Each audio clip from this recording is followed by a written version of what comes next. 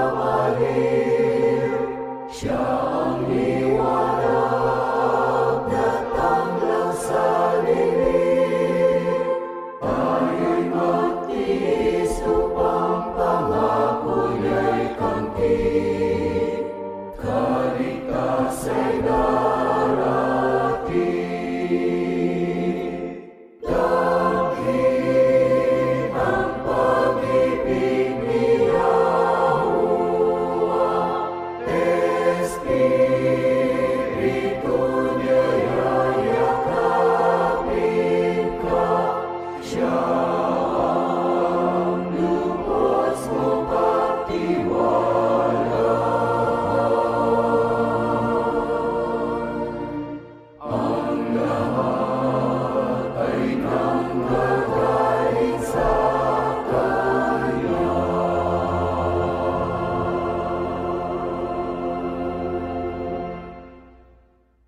Dakilang Ama, nilalapit namin ang aming mga sarili sa iyo. Akay ng aming pagtitiwala na ikaw ay Diyos na mahabagin, puspos ng pag-ibig sa amin at tumawag sa aming lahat upang madama namin ang iyong pagsasama. Yahuwah, Yahuwah, salamat ng marami. Kapiling ka namin ngayon. Dama namin ang iyong pagmamalasakit. Sa tuwing kami po ay nag-aaral ng iyong mga salita, kitang-kita namin ang iyong habag. Mahaba ang iyong pasensya. Mabuti na lamang sapagkat palagi kaming nagkukulang, nagkakasala sa iyo. Dahil po sa iyong pag-ibig na hindi nagmamaliw, nandito pa rin kami. Salamat ng marami sa iyo. Pinagkaloob ang karapatan na sumamba sa iyong pangalan. Tanggapin po ang aming pagpupuri, ang aming mga pagsamba. Gawin po kaming karapat-dapat sa pagtanggap ng mga biyaya na nagmumula sa iyo. Kailangan ka namin ngayon. Patindi ng patindi ang mga nagaganap sa daigdig. Nahihirapan ng iyong mga anak. Ang iba nawawalan ng trabaho. Ang iba nagtitiis ng iba't ibang mga sakit. Ang iba dumaraan sa mga pagsubok. Kailangan ka namin, Ama. Huwag mo kaming pabayaan. Kapag nakita mo kaming tumatawag sa iyo, dinggin po naming tinig at muli kang magpakaranas. Pakipatawad ng ganap sa lahat ng aming kasalanan. Pakisugong yung Espiritu para lumakas ang iyong mga anak. Panginoong Yahushua, nandito kami. Kami po'y mga lingkod mo. Ikaw ang aming kinikilala na sugo ng Diyos para sa aming kaluluwa, para kaming lahat maging handa sa pagdating mong muli. Kanina pa lumapit kami sa iyo. Nagmakaawa kami sa iyo. Tanggapin pong yung mga hinirang. Ikaw ang aming hari. Nakahanda kaming sumunod sa iyong tinig. Magturo ka sa aming kaluluwa. Marinig namin ang iyong tinig. Ama, pakibasbasa ng iyong lingkod na magtuturo ng iyong mga salita. Kasangkapanin po siya, Ama, sa pagpapahayag ng iyong mga kalooban. Pakibasbasa ng iyong mga anak. Gayon din ang aming mga iniabuloy sa iyo upang magamit na kasangkapan para makapagpatuloy pa ang gawaing ito. Ama, sumasampalataya kami. Dininig mo ng aming panalangin sa pangalan po ng aming tagapagligtas na si Yahushua HaMashiach. Amen.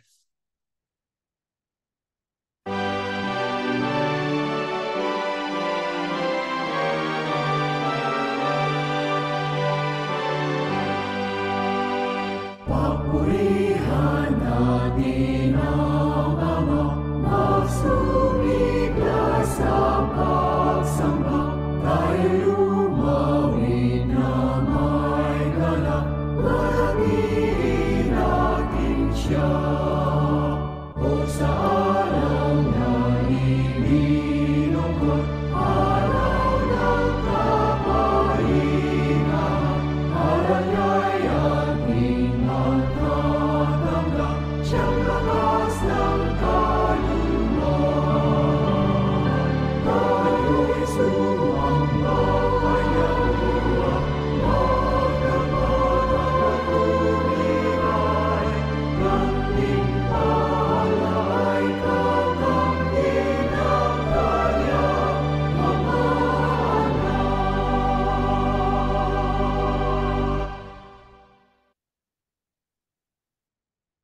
Shabbat Shalom po, mga mahal na kapatid.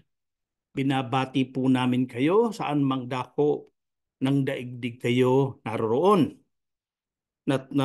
Gagalak tayo sapagkat sa araw na ito, pagsisimula ng Sabat, magkakatipon-tipon tayong muli upang mag-aral ng mga salita ng ating Diyos, mga salita na siyang nagpapatibay sa bawat isa po sa atin. Ang leksyon po na ating pag-aaralan, mababasa ninyo sa ating screen, pagtitiwala kay Yahuwah sa panahon ng pangangailangan. Tayo po mga kapatid ay nabubuhay ngayon sa panahong bat-bat ng kabagabagan, kahirapan, kawalang pag-asa halos. Tayo na mga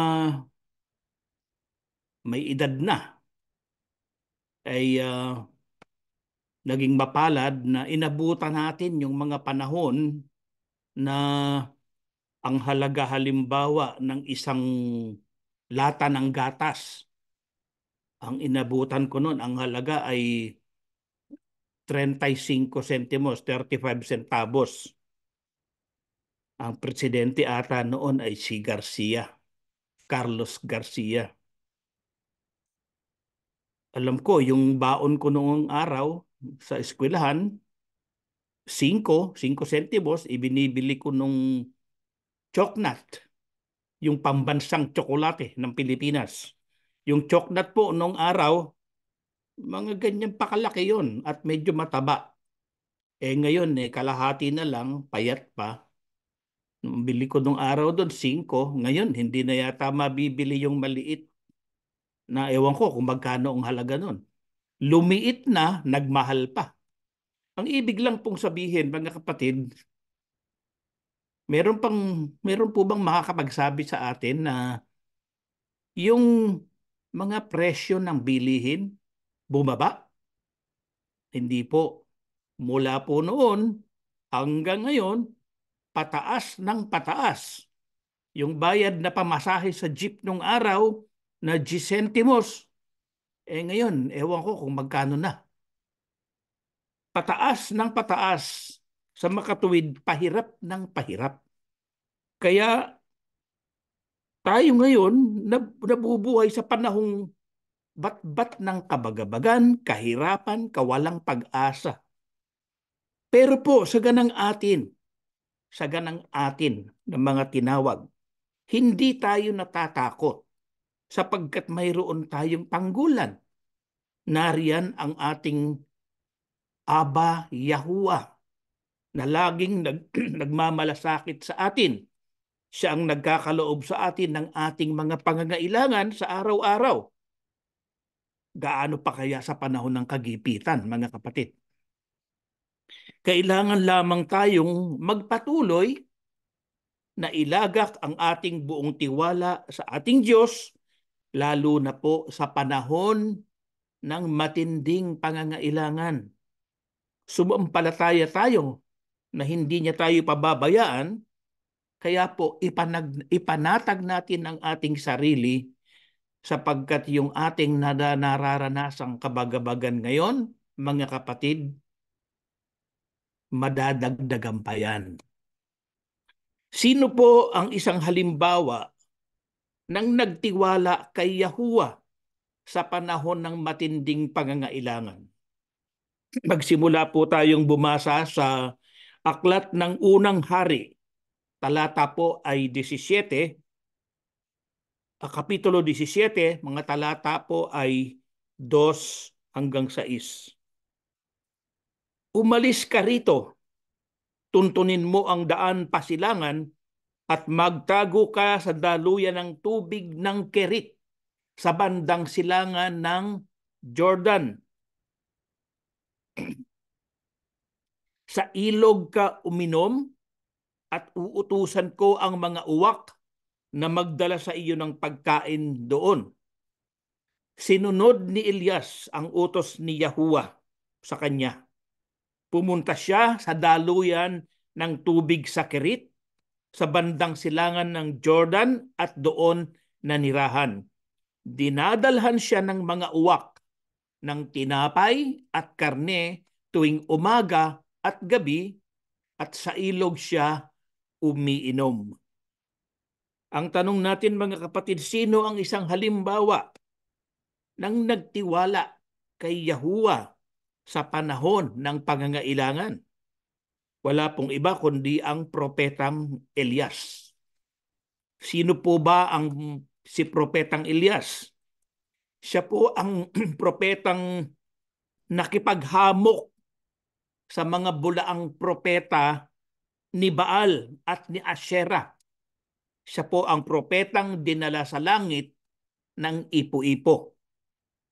Ano po ba yung kalagayan ng Israel noon nung utusan ni Yahuwah si Elias? Nasa kalagayan po sila ng tagtuyot. Tagtuyot dahil wala pong ulan. Kaya ang nagresulta, taggutom. Paano po prinotektahan ni Yahuwah si Propeta Elias? May iniutos po sa kanya. Ano po yung iniutos? Ang sabi, pinapuntas niya si Elias sa daluyan ng tubig Kerit sa bandang silangan ng Jordan. Sumunod po ba si Elias? Opo. Lubos siyang nagtiwala kay Yahuwah. Paano pinagpala ni Yahuwah si Elias? Ginamit po ni Yahuwah ang daluyan ng tubig ng Kerit at inutusan ang mga uwak na magdala ng pagkain sa kanya. Sa panahon po ito ng pangangailangan, mga kapatid, ano ang dapat nating gawin? Ang sa ating nalaman dito, sa panahon ng matinding pangangailangan dahil taggutom noon, dapat tayong magtiwala ng lubos sa ating Diyos na si Yahuwah. Pero ano po ang nangyari sa ilog kinalaunan? Sa unang hari pa rin po, talatang 7 ating pong babasahin. Kinalaunan, natuyo ang ilog dahil hindi na umuulan. Ano po yung nangyari doon sa ilog dahil hindi na nga umuulan? Natuyo yung ilog. Mga kapatid, mayroon ditong ipinauunawa sa atin. Ano po yun? Ang pagpapala ng Diyos dito sa lupa, hindi po panghabang panahon. Sapagkat dumarating din ang pagkakataong nauubos din ito. Katulad ng nangyari doon sa ilog na tuyo. Subalit ano po ang hindi nauubos, mga kapatid? Ang hindi nauubos ang kagandahang loob ni Yahuwah. Dahil sa kagandahang loob ni Yahuwah, ang isang bagay na tila ba wala nang patutunguhan, para tayong nasa dead end, isa palang panibagong simula. Yung tila wala ng pag-asa, ay simula pala yon ng panibagong pag-asa. Ano lamang po ang dapat nating gawin? Dapat tayong patuloy na magtiwala sa ating Aba Yahuwah. Tulad na lang nito, natuyo ang ilog. Ano po ang ibinilin ni Yahuwah kay Elias nang matuyo ang ilog?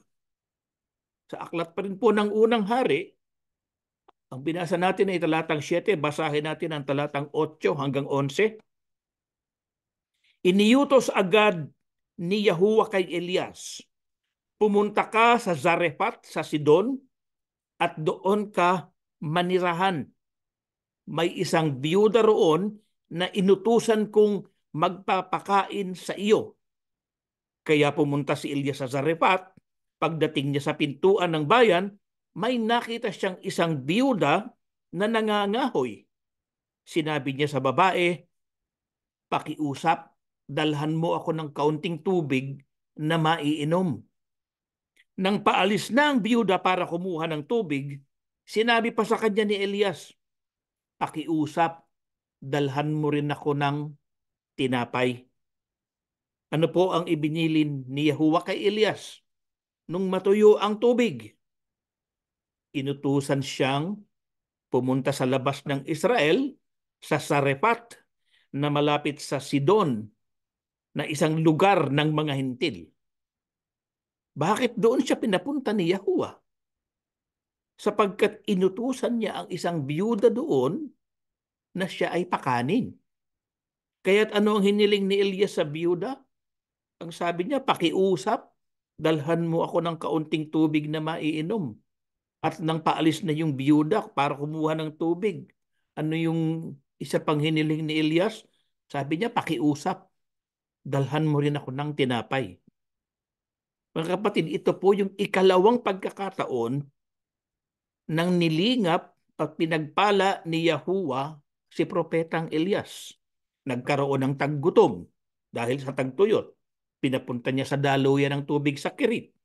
Nang matuyo ang ilog, saan niya pinapunta? Sa Sarefat, sa Sidon, para makipanuluyan sa isang byuda.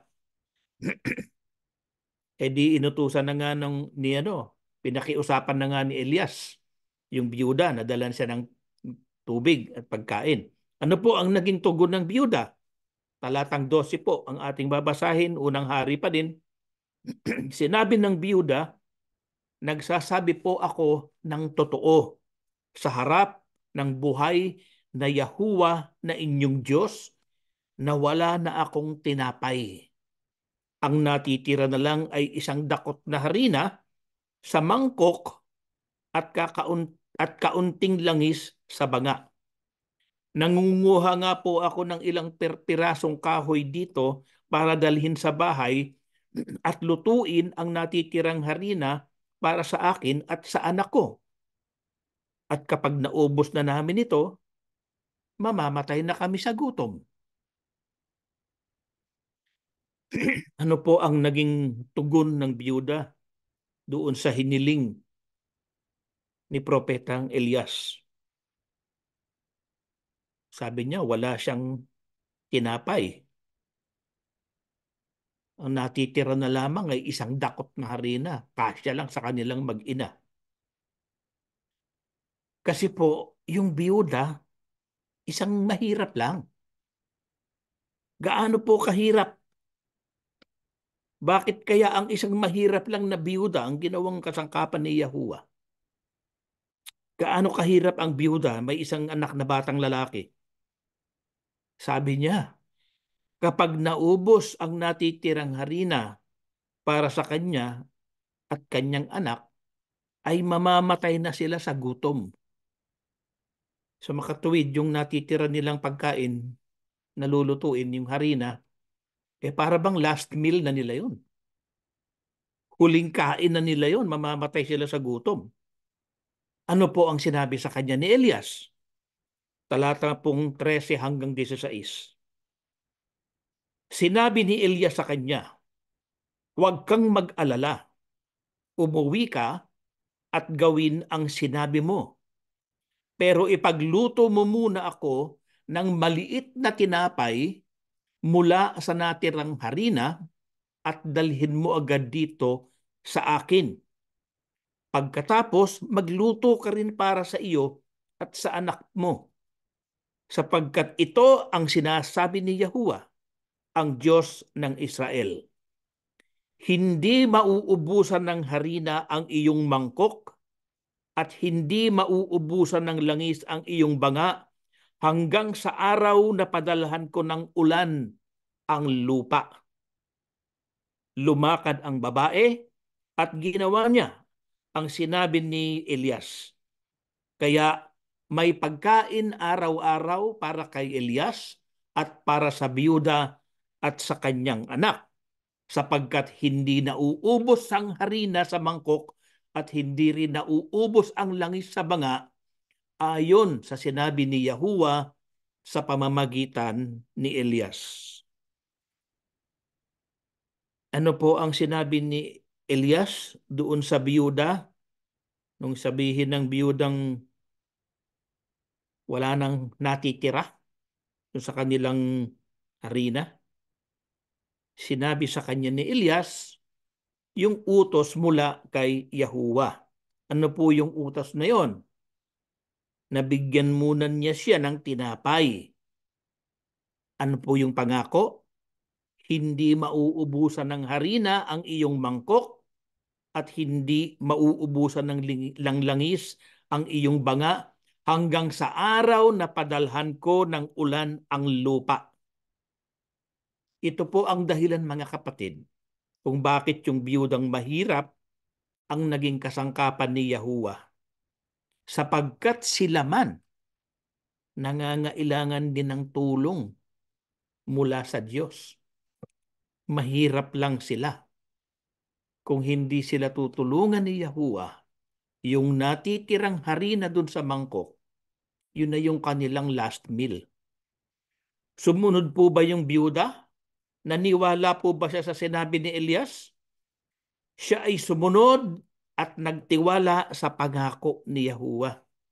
Kadalasan, mga kapatid, kung ang Diyos ay mag-uutos, ito ay paanyaya para sa pagpapala. Ang pagsunod sa pamamagitan ng pananampalataya at pagtitiwala kay Yahuwah ay magdadala ng pagpapala sa atin sa ating buhay. Mga kapatid, kapag dumating sa atin o nakaranas tayo ng matinding kahirapan, kabagabagan sa buhay, ano po ang dapat nating gawin agad? Ganito pong nakasulat sa aklat ng Santiago 1, mga talatang 5 hanggang 6. Kung mayroon mang nagkukulang sa inyo sa karunungan, humingi siya sa Diyos at ibibigay ito sa kanya ng walang pagmamaramot at panunumbat. Ngunit dapat magtiwala ang humihingi at huwag magduda. Dahil ang taong nagdududa ay katulad ng alon sa dagat na tinatangay at pinapadpad ng hangin.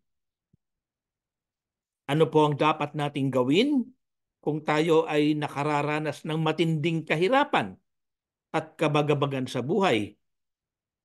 Dapat po tayong manalangin.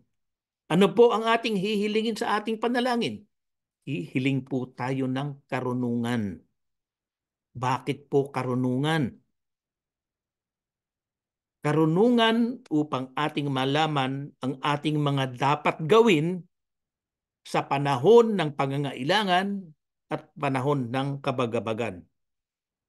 Ano man ang maging kalagayan natin sa hinaharap sa buhay, mga kapatid, kapag tayo ay may karunungan, makapag-iisip tayo ng susunod na hakbang. Hindi tayo matataranta. Yung iba, nagpapanik. Yung hakbang na ating gagawin ang siyang uugit sa atin pong kinabukasan. Kaya po, humingi tayo sa ating Diyos ng karunungan. Humingi tayo ng utos. Utos na ating susundin. Gabay. Gabay natin. Ano pa po ang ating hihilingin sa ating panalangin?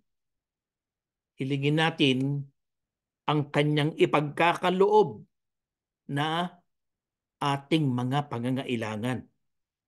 Ano po ang dapat nating pagtiwalaan sa ating Ama, sa ating Aba Yahuwah? Magtiwala po tayo sa kanyang kakayahan magkaloob. Anumang kalagayan naroon tayo sa mundong ito, kayang-kaya po ni Yahuwah na pagkalooban tayo ng ating mga pangangailangan.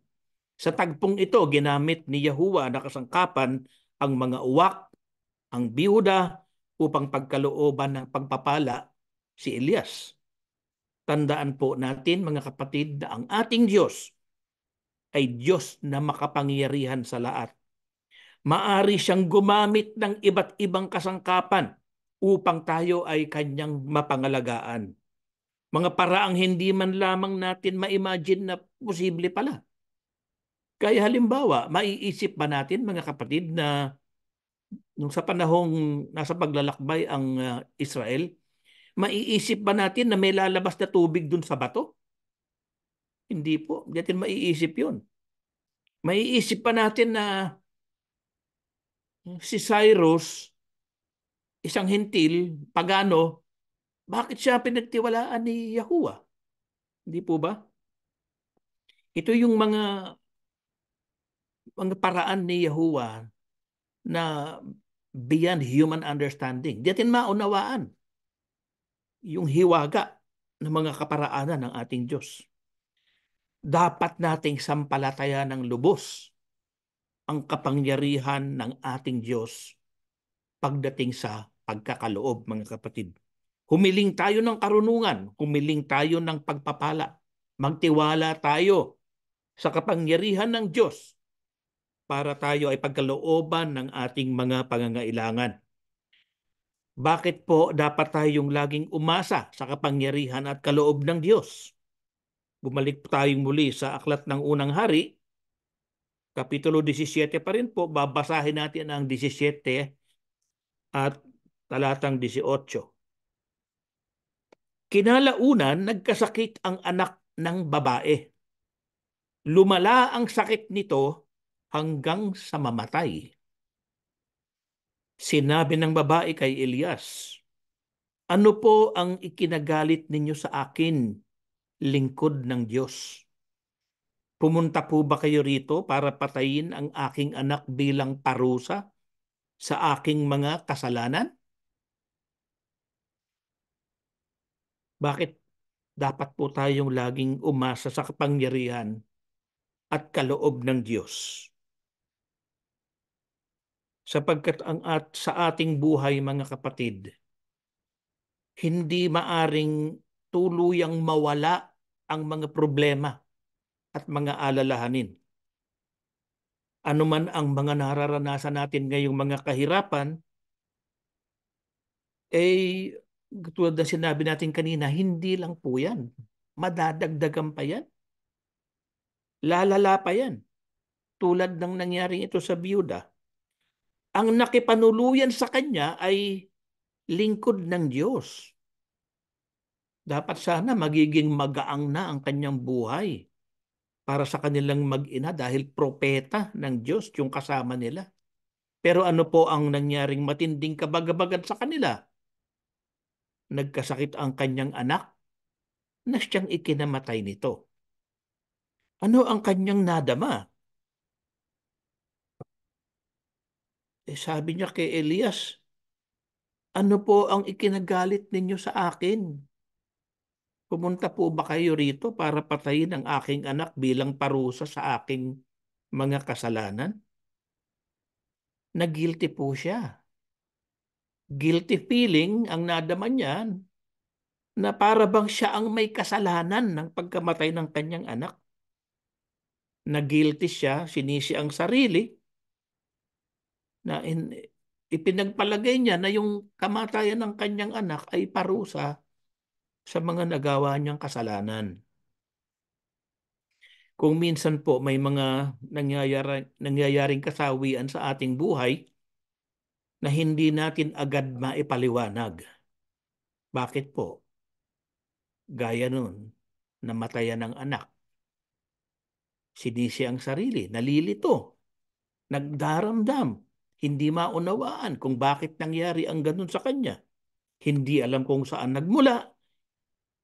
Sa mga tuwid, hindi alam kung papaano i-process yung nangyari.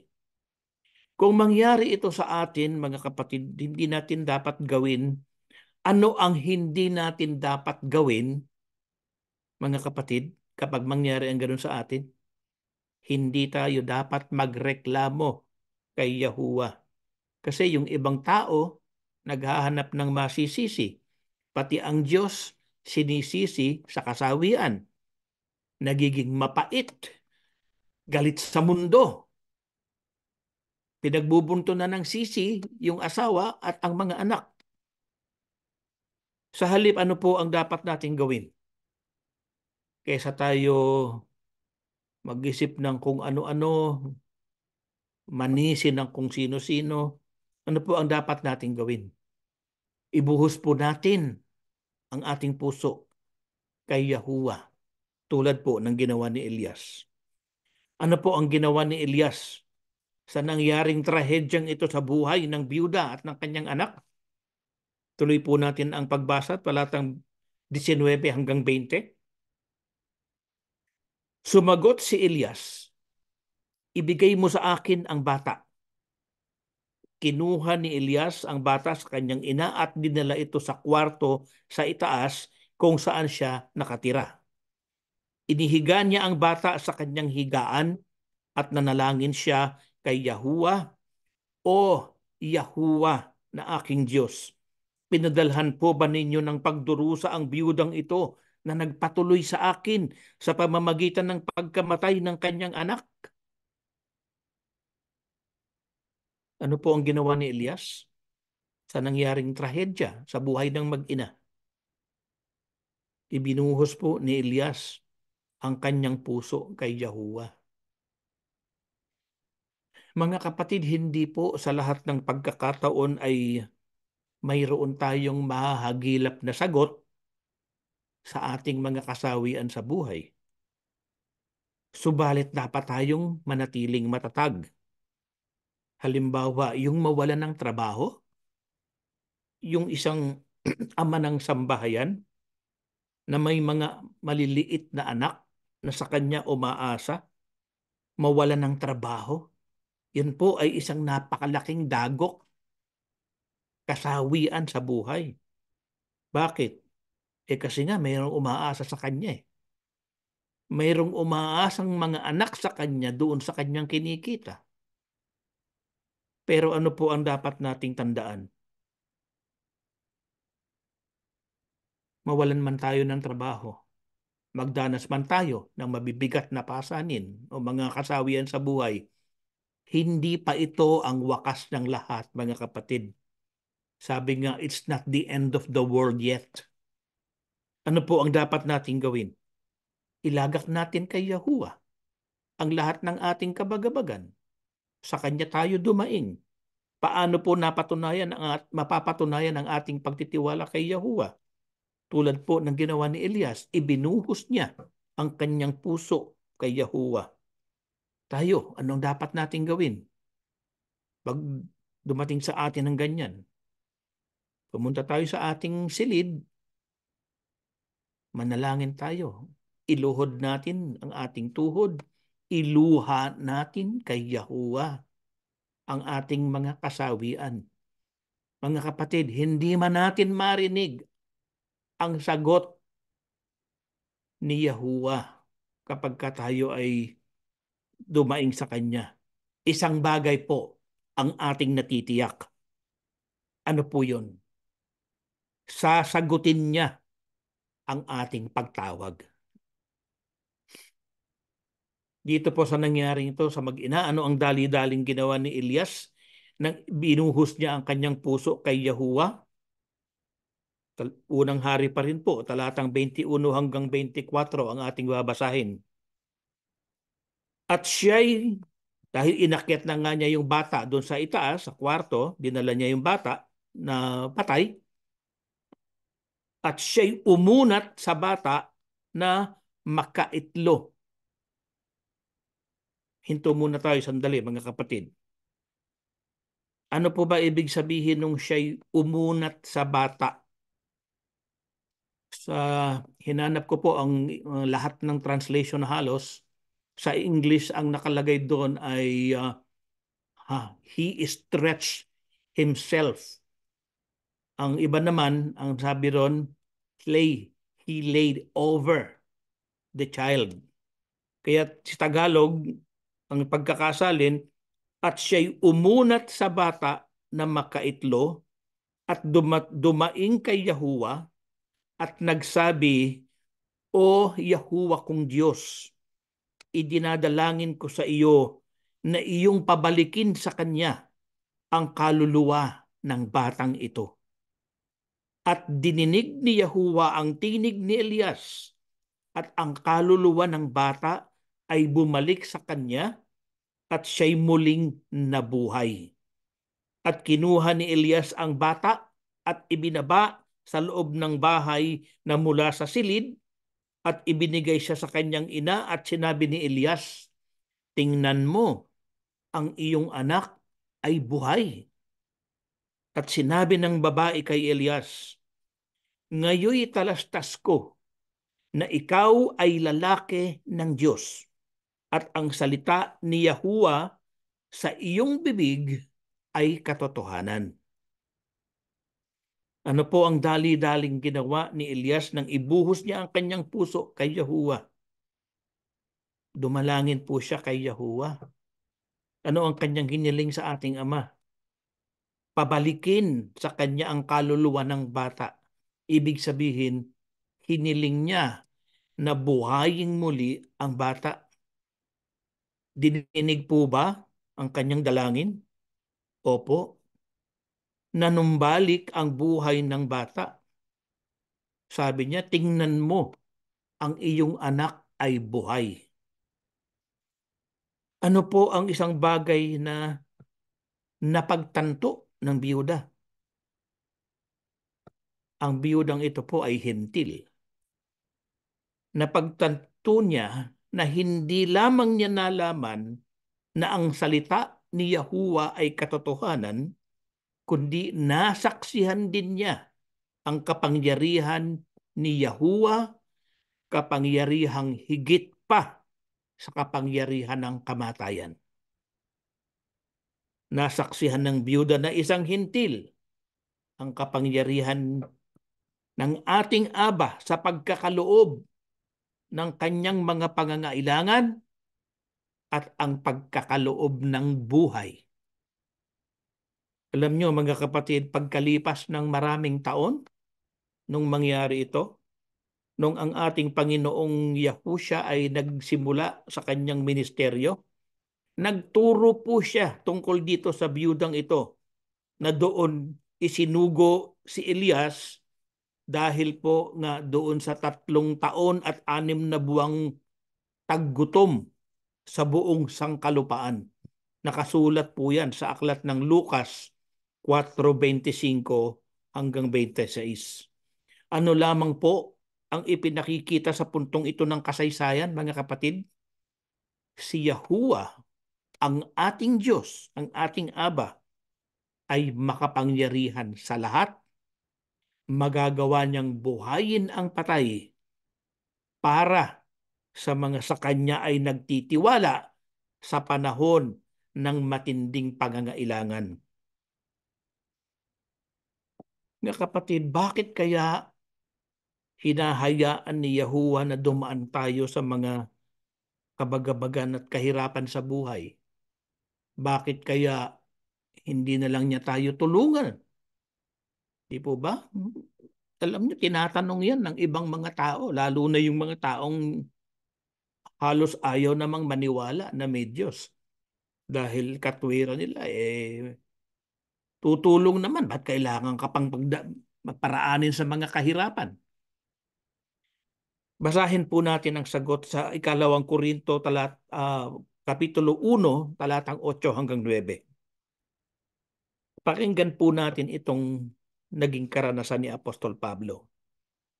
Mga kapatid, gusto naming malaman ninyo ang mga paghihirap na dinanas namin sa lalawigan ng Asya. Napakabigat ng mga dinanas namin doon. Halos hindi na namin nakayanan at nawala na kami ng pag-asang mabuhay pa. Ang akala namin noon ay katapusan na namin. Ngunit nangyari ang lahat ng iyon para matuto kami na huwag magtiwala sa aming sarili, kundi sa Diyos na siyang bumubuhay ng mga patay. Bakit po hinahayaan ng ating Ama na dumaan tayo sa kabagabagan at kahirapan sa buhay?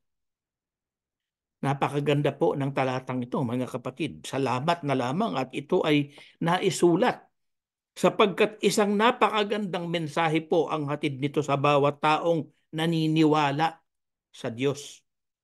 Ano po yun? Bakit tayo pinararaan sa mga pagsubok? Ginagawa po yun ng ating Ama upang huwag tayong manghawak sa ating sarili, kundi magtiwala at manghawak po tayo sa ating Diyos. Sabi ni Apostol Pablo, ngunit nangyari ang lahat ng iyon para matuto kami na huwag magtiwala sa aming sarili, kundi sa Diyos na siyang bumubuhay ng mga patay. Mga kapatid, nung nangyari ito kay Apostol Pablo at sa mga kasama niya, ang sabi niya, kala nila katapusan na nila. Nawalan na sila ng pag-asang mabuhay. Matindi ang kanilang naranasan. Pero anong sabi ni Apostol Pablo? Kaya pala ipinarana sa amin yon para wag kaming magtiwala sa aming sarili, kundi sa Kanya kami dapat magtiwala. Totoo po yun, mga kapatid. Kaya nga ito yung topic ng ating leksyon, yung pagtitiwala kay Yahuwah sa panahon ng matinding pangangailangan. Bakit po tayo makakaasa sa ating Diyos? Sapagkat dahil sa siya ang makapangyarihan sa lahat, kaya niyang buhayin ang patay. Kaya niya tayong iligtas, mga kapatid, kahit sa isang tiyak na kamatayan. Kaya po may bang karamdaman? May sakit ba ang ilan sa atin? Yung po bang mga karamdaman natin, mga kapatid, terminal na, wala nang gamot? Sinabi ng mga doktor ba, wala nang gamot? Wala pong imposible kay Yahuwah, mga kapatid. Kahit na yung problema po natin, wala na bang halos kalutasan? Bigat na bigat tayo? Mga kapatid, wala pong imposible sa ating Diyos. Dapat lang nating gawin, lumuhod tayo sa Kanya, iluha natin sa Kanya yung ating dinadalang napakabigat. Hindi po niya tayo bibiguin, mga kapatid. Bakit po? Bakit hindi tayo bibiguin ng ating Ama? Sabi po sa Biblia, kayo ngang masasama ay marunong magbigay ng mabubuting kaloob sa inyong mga anak, lalo na ang inyong Ama na nasa langit, na magbibigay ng Espiritu Santo sa mga humihingi sa Kanya.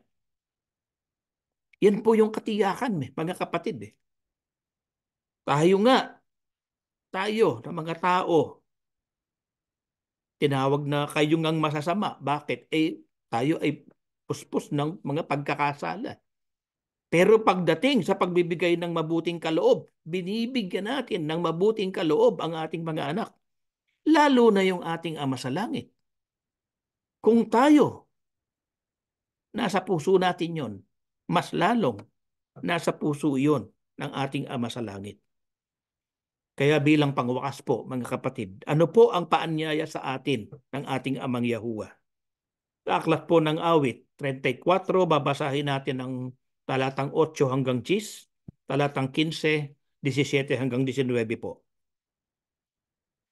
Subukan ninyo at inyong makikita kung gaano kabuti si Yahuwah. Napakapalad ng taong naghahanap ng kaligtasan sa Kanya. Kayong mga hinirang ni Yahuwah, matakot kayo sa Kanya. Dahil ang may takot sa Kanya ay hindi kukulangin sa lahat ng pangangailangan. Kahit mga leon ay kukulangin sa pagkain at magugutom. Ngunit hindi kukulangin ng mabubuting bagay ang mga nagtitiwala kay Yahuwah. Iniingatan ni Yahuwah ang mga matuwid at pinakikinggan niya ang kanilang mga karaingan. Tinutugon ni Yahuwah ang panalangin ng mga matuwid at inililigtas sila sa lahat ng mga suliranin. Malapit si Yahuwah sa mga may bagbag na puso at tinutulungan niya ang mga nawawala ng pag-asa. Marami ang paghihirap ng mga matuwid, ngunit inililigtas sila ni Yahuwah sa lahat ng ito. Ano po ang paanyaya sa atin ng ating Ama, mga kapatid? Sabi niya, subukan ninyo at inyong makikita kung gaano kabuti si Yahuwah. Paanyaya niya sa atin. Nag-aanyaya siya upang ating makita at malasap ang kabutihan ng ating Aba. Kanino po talaga nakaukol ang paanyayang ito, mga kapatid? Doon po sa mga may bagbag na puso, doon sa mga halos panawan na ng pag-asa. Ang taong may bagbag na puso ay yung mapanalanginin. Laging nasa alaala niya si Yahuwah. Kung may suliranin sa buhay, kay Yahuwah agad ang takbo. Sa madaling salita, si Yahuwah ang hinahanap, ang kanyang kaligayahan ay hinahanap niya kay Yahuwah. Paano po natin malalasap at makikita ang kabutihan ni Yahuwah? Sa pamamagitan po ng lubos na pagtitiwala sa Kanya. Katulad na lang ng ginawang pagtitiwala ni Propeta Elias at ang ginawang pagtitiwala ni Apostol Pablo at ng kanyang mga kasama nang sila ay nasa bingit ng kamatayan. Paano ipakikita ni Yahuwah ang kanyang mga kagandahang loob, mga kapatid? Babantayan niya tayo. Makikinig siya sa ating mga karaingan, ililigtas niya tayo. Tandaan natin, mga kapatid, tulad ng sinabi natin kanina, ang mundo hindi naman bumubuti, papasama ng papasama. Yung mga kaguluhang nakikita natin ngayon, hindi maaring ihambing sa mga magaganap, sa mga matinding kaguluhang magaganap pa pagdating ng malaking kabagabagan, yung pong tinatawag na Great Tribulation. Kapag dumating sa atin ito, panahon ng matinding pangangailangan, mga kapatid, kay Yahuwah tayo lubos na magtiwala. Nawa po, maranasan natin ang kagalakan kung si Yahuwah po ang ating kanlungan. Tumayo po tayo, kayo at tayo ay mananalangin. Ama naming Yahuwah, aming Aba na nasa langit, nagpapasalamat po kami ng marami sapagkat sa tuwi-tuwi na ay hinahakdan mo kami ng iyong mga aral. Ito yung mga paalala mo po sa amin sapagkat alam po namin darating ang panahon ng kabagabagan. Yung mga nakikita naming mga kahirapan ngayon, hindi maihahambing sa darating na dakilang kabagabagan. Alam namin, Ama, ang ginagawa mo. Ihinahanda mo ang bawat isa sa amin. Ito yung aming ginagawang pagsasanay upang kung dumating sa amin ang matinding pangangailangan, ang kabagabagan, kung mayroong mang mabingit sa kamatayan, Ama, aming Aba, wala kaming ibang lalapitan, wala kaming ibang pagtitiwalaan. Ikaw lamang po. Mahabag ka po sa amin. Kapag ka dumating sa amin ang matinding kabagabagan, Ama, sa pangalan mo, tatawag kami. Sapagkat ikaw ang nangako, kapag dumating ang kabagabagan, ang tatawag sa iyong dakilang pangalang Yahuwah, ang iyong ililigtas. Narito po kami. Patuloy kami sa iyong maglilingkod. Anuman ang dumating po, Ama, sa aming buhay, hindi namin po ito alintana. Sapagkat alam namin, nariyan ka. Lagi kang sumusubaybay. Handa kang ipagkaloob ang tulong mo sa lahat ng aming mga pangangailangan. Panginoon naming Yahushua, salamat din po ng marami sa iyo. Alam namin, ikaw bilang aming Panginoon lagi mo kaming tinutunghayan. Kung saan mayroong pagtitipon sa iyong pangalan, naroon ka sa aming kalagitnaan. Ikaw ang aming hari, ikaw ang aming tagapamagitan sa Ama. Muli po, dalhin mo sa ating Diyos ang lahat ng aming mga karaingan upang aming matiyak. Pag dumating sa amin ang panahon ng kapagabagan, darating din ang saklolo, ang tulong mula sa iyo at mula sa ating Ama.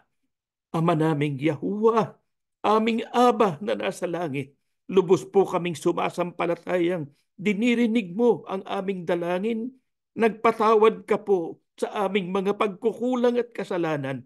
Ang lahat po ay amin pong ipinapakiusap sa pangalan po ng aming Panginoong Yahusya, ang aming dakilang tagapagligtas. Amen.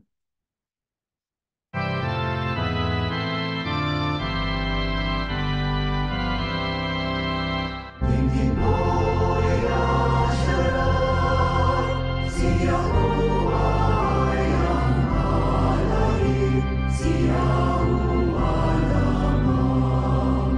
Buong puso kaluluwa, paglapas mo siyang mapamahalin.